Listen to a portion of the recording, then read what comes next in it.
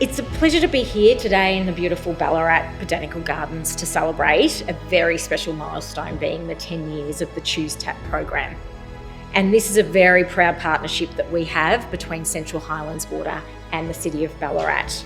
When we first partnered with Central Highlands Water for launching Choose Tap, the goal was really simple but powerful: to make clean, fresh, accessible drinking water available to everyone.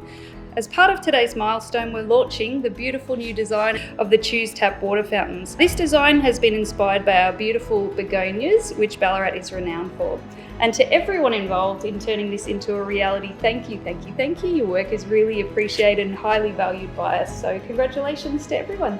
I was inaugural Choose Tap program ambassador and launched the first fountains around the lake, and I thought that was a big effort, and it's really rewarding to think that we've changed the health and the community benefit that we get.